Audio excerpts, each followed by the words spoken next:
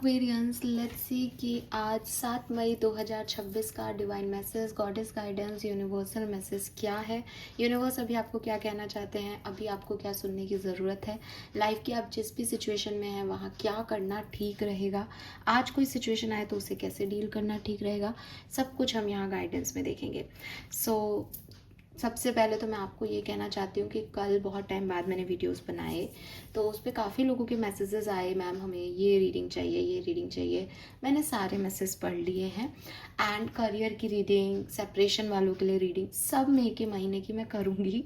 लेकिन as you know कि मैं एक ब्रेक पे गई थी और आई नो कि इस बार थोड़ा सा गड़बड़ हो गया है। मंथ की बिगनिंग में मैंने ब्रेक ले लिया है तो आप लोग थोड़ा सा डिले फील कर रहे होंगे कि मई तो निकल रहा है, आप तो बता ही नहीं रहे रीडिंग। पर मैं कर दूंगी सारी रीडिंग्स, ठीक है। तो अब वही बात है कि जब हम स्पिरिचुअलिटी में होते हैं तो हम क्या कहते हैं कि जब यूनिवर्स चाहेगा तब आपके पास आपकी गाइडेंस पहुंच जाएगी जिस भी तरीके से आपको चाहिए, है ना। तो मुझे थोड़ा टाइम दें। ब्रेक से निकल के आई हूँ लेकिन पता नहीं चांस यही हो रहा है कि मैं वो टाइम ही नहीं निकाल पा रही हूँ। बहुत सारी चीज़ें और हैं और अभी भी सच बताऊं तो रात के 1 हो रहे, रात के 1:11 पे मैंने ये वीडियो लगाया था। सो यस, अब मैं भी काम करूँगी और वीडियो बनाऊँगी। 10-15 मिनट के भी वीडियो बनते हैं तो वो पूरा मतलब 1:30-2 बज जाएंगे। फिर एडिटिंग करना ताकि सुबह आपको अपलोड कर सकूँ। बहुत सारी चीज़ें होती हैं। आप लोगों को लगता है इट्स ओके, वीडियो ही तो बनाती होंगी, क्या ही करते हैं, लेकिन नहीं यार, बहुत सारी चीज़ें हो जाती हैं। सो यस, सब कुछ मिल जाएगा लेकिन डिवाइन टाइमिंग पे, ठीक है। सो बिल्कुल परेशान नहीं हो, उसको सरेंडर करके रखें। और मैं भी कोशिश पूरी कर रही हूँ कि मैं अपना एक रूटीन वापस से बनाऊँ, डिसिप्लिन में आऊँ और तरीके से काम करूँ। बट मतलब कल भी लेट थी और आज भी नहीं हो पा रहा है। तो अभी तो 2 ही रीडिंग करूँगी, उसके बाद फिर देखते हैं, ठीक है। लेट्स सी एक्वेरियस की आज के दिन की ओवरऑल एनर्जी क्या है। 7 मई 2026 ओवरऑल एनर्जी फॉर एक्वेरियस। 7 मई 2026 ओवरऑल एनर्जी फॉर एक्वेरियस। 7 मई 2026 ओवरऑल एनर्जी फॉर एक्वेरियस।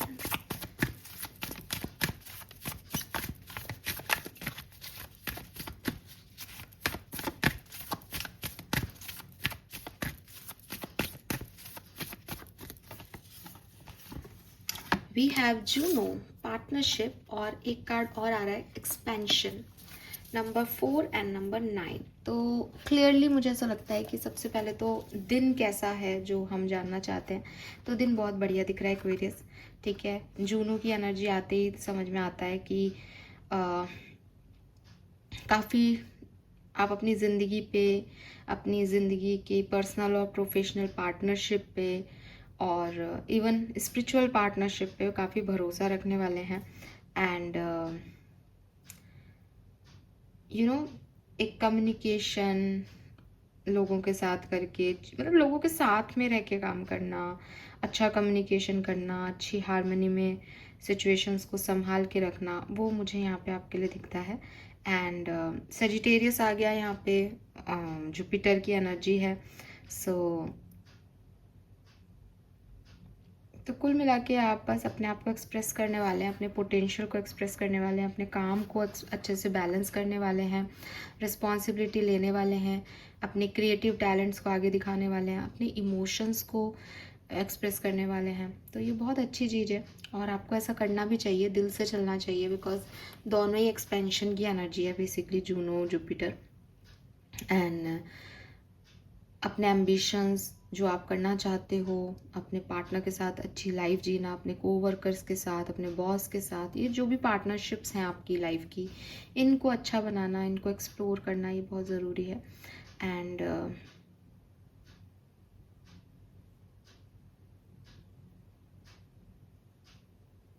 अगर आप चाहते हो कि आप किसी पार्टनरशिप में आओ तो आपको उस पर पहले भी बिलीव करना पड़ेगा। आपको अपने आप को इतना ऐसी एनर्जीज़ में बनाना पड़ेगा कि कोई आपकी तरफ अट्रैक्ट हो सके, फिर आप एक अच्छा पार्टनर अट्रैक्ट करोगे। तो यूनिवर्स आपको यही कह रहा है कि एक पार्टनरशिप की एनर्जी में पहले आपको आना पड़ेगा, फिर लोग आपके साथ उस पार्टनरशिप की एनर्जी में आएंगे, ठीक है। एंड यस, स्पिरिचुअलिटी की तरफ आपका ध्यान बहुत रहेगा। स्पिरिचुअल पार्टनरशिप में आप जाएं, मेडिटेशन करें, स्पिरिचुअलिटी से रिलेटेड कोई स्किल सीखें, तो आपके लिए बहुत अच्छा रहेगा। बिकॉज गुरु आ रहा है यहाँ पे, तो जुपिटर एनर्जी आ रही है, और जुपिटर जो है वो आपको बेसिकली कहीं ना कहीं स्पिरिचुअलिटी की तरफ ले जा रही है, और ये भी कह रही है कि अपने रिलेशनशिप्स की थोड़ी वैल्यू करें। ठीक है, और उसके लिए आपको कोई चेंज वेंज करना है तो आप वो भी करें। लेट्स सी गाइडेंस क्या है Aquarius, guidance for Aquarius. Okay, undying love, तो समथिंग अबाउट रिलेशनशिप, कुछ तो यहाँ रिश्तों से रिलेटेड ही बात करना चाह रहे हैं universe. Inner wisdom, and owl is my favorite.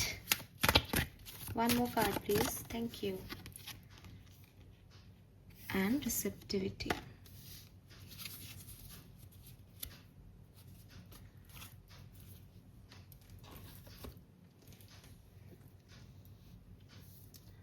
So we have undying love and receptivity. तो देखो ये कितना सुंदर से जो है कॉम्बिनेशन आया कार्ड के। ये दोनों कार्ड जो हैं वो जब साथ में आ रहे हैं तो वो आपको यही कह रहे हैं कि जब आप किसी को प्यार करते हो, ठीक है, तो वो व्यक्ति आपको कैसे डील कर रहा है वो एक सेकेंडरी चीज़ है। आपको दुनिया में प्यार मिलने लग जाता है जब आपके वाइब्रेशंस में प्यार होता है, तो आप प्यार को अट्रैक्ट करते हो। ठीक है, सो ये बहुत बड़ी चीज़ है, बहुत खास चीज़ है कि वही सब कुछ आपको मिलता है जो आप हमेशा से चाहते हो। एंड प्यार देना, प्यार रिसीव करना, ये बिल्कुल गिव एंड एक्सेप्टेंस वाला रूल लगता है इस पे भी।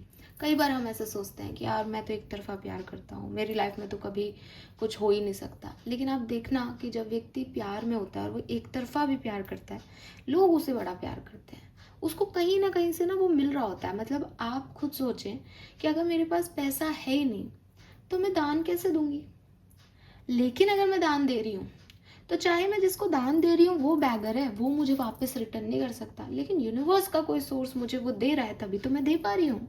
ये चीज़ तो अपन समझ रहे हैं। प्यार का भी ऐसे ही होता है। जब आप किसी को प्यार देते हो और प्योर इंटेंशन से देते हो कि आपको उससे मतलब नहीं है वो आपको बदले में क्या दे रहा है, तो पूरा ब्रह्मांड आपको प्यार देता है और आप रिसीव करते हो वो एनर्जी कि आप दूसरों को प्यार दे सकते हो। आपको फिर अजीब भी नहीं लगता कि यार मैं ड्रेन हो रहा हूँ, ये तो मेरे को बदले में प्यार दे ही नहीं रहा। प्रॉब्लम वहाँ आती है जब आपके इंटेंशन हिलते हैं, आपके इंटेंशंस में थोड़ी सी प्रॉब्लम आती है कि यार मेरे को नहीं करना इसको प्यार व्यार, ये तो मेरे को कुछ देता नहीं है, मेरे एक्सपेक्टेशंस, मेरे इंटेंशन लो हैं, एक्सपेक्टेशंस हाई हैं, वहाँ इश्यूज आते हैं। और जब वहाँ इश्यूज आते हैं तो अगेन व्हाट यू वांट कि साहब ये मेरे को प्यार करे ना, मैं ही कब तक करता रहूँगा। बस फिर आपको कोई प्यार नहीं करता, फिर आप एक ड्रेन एनर्जी में चले जाते हो कि भाई मेरे से तो बहुत कुछ ले लिया, मुझे नहीं मिल रहा। लेकिन if you are in love, तो चाहे आप एक तरफा प्यार भी करो, अगर आपकी इंटेंशन प्योर है आप कभी ड्रेन फील नहीं करोगे। पहली चीज़। दूसरी चीज़, यूनिवर्स आपको ये कह रहे हैं कि you have beautiful intuition that time.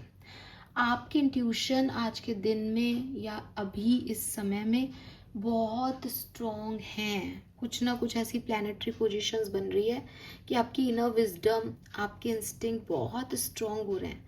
Trust on them, trust करें कि मेरे को जो भी फीलिंग आ रही है किसी को लेकर कि मेरे को कोई भी वाइब, जिसे कहते हैं ना मेरे वाइब मैच कर रहे हैं आज इस व्यक्ति से, वाइब मैच कर रहे हैं तो जाओ, वाइब मैच नहीं कर रहे हैं वापस आ जाओ। बिकॉज आपकी गट फीलिंग्स, आपकी इंस्टिंक्ट, आपकी इनर विजडम बहुत पीक पे है अभी इस समय। ये आज के दिन के लिए भी हो सकता है, 7 मई के लिए भी। ओ आज 7 मई है एक्वेरियस। ओके, सो 7 नंबर की एनर्जी है बेसिकली। 7 नंबर स्पिरिचुअलिटी का नंबर है और मुझे कहीं ना कहीं आपकी पूरी कहानी में एक स्पिरिचुअलिटी का इफेक्ट दिख रहा है, क्योंकि वो रिसिप्टिविटी भी यूनिवर्स दे रहा है। कोई किसी इंसान की हिम्मत नहीं कि वो किसी को कुछ दे सके, तो वो ब्रह्मांड से ही आ रही है बेसिकली। तो यहाँ पे है कुछ स्पिरिचुअल एनर्जीज आपके लिए और आपकी इंस्टिंक्ट भी वही दे रहे हैं। तो पार्टनरशिप में भी कहीं ना कहीं यही मैसेज था कि may be it's about your partnership, professional और पर्सनल, बट स्पिरिचुअल पार्टनरशिप भी हो सकती है. सो कहीं ना कहीं स्पिरिचुअलिटी तो स्ट्रॉन्ग है यहाँ पे.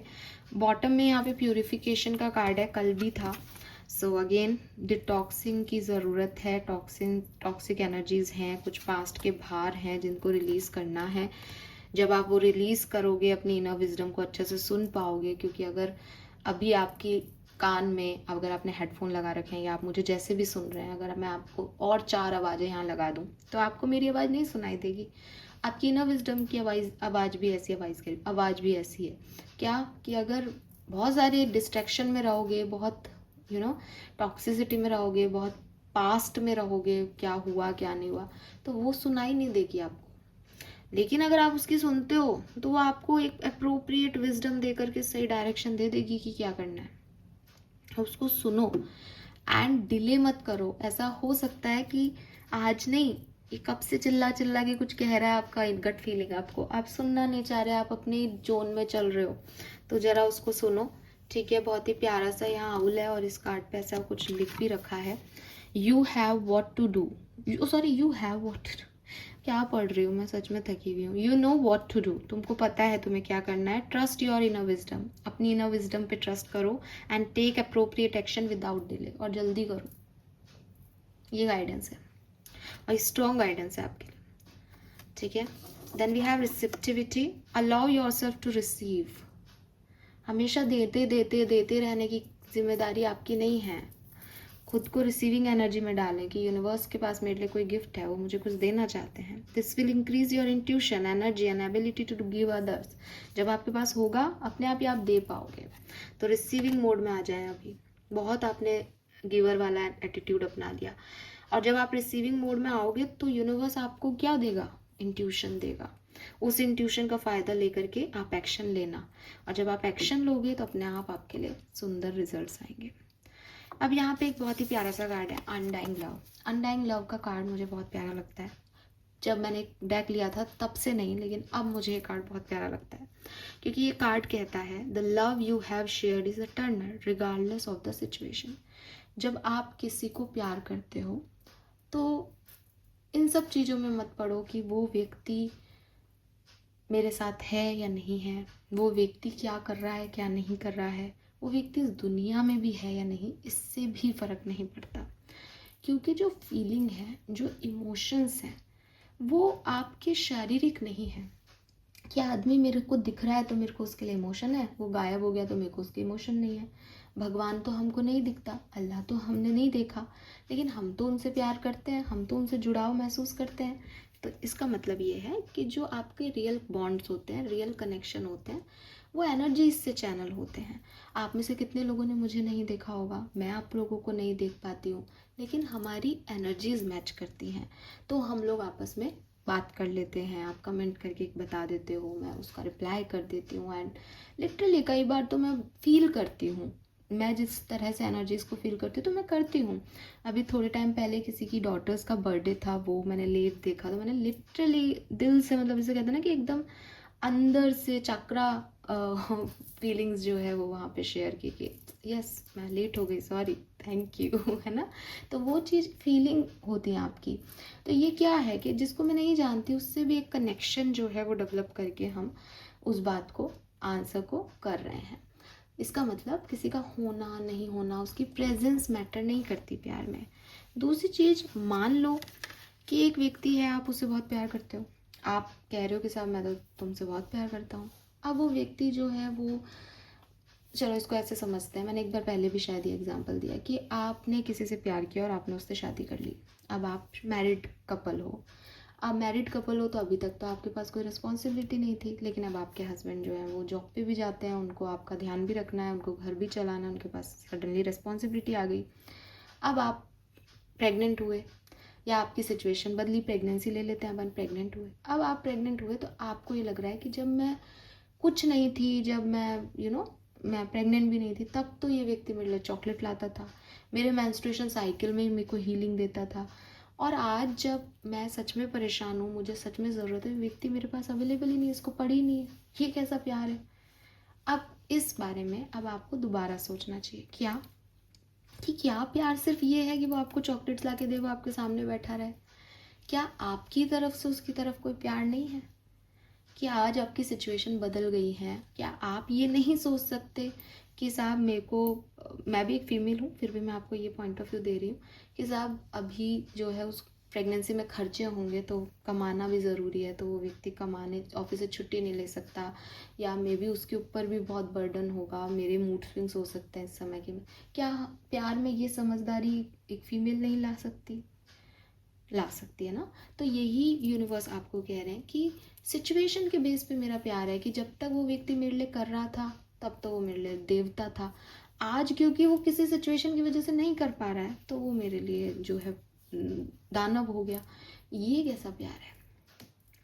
प्यार को सिचुएशन के हिसाब से मत चलाओ कि वो अच्छा कर रहा है तो मुझसे प्यार करता है, वो बुरा हो गया तो मुझसे प्यार नहीं करता। ऐसा नहीं होना चाहिए, ठीक है? आप उसको रियलाइज़ तो करा सकते हो। भाई हनुमान जी भी अपनी विद्याएं भूल गए थे।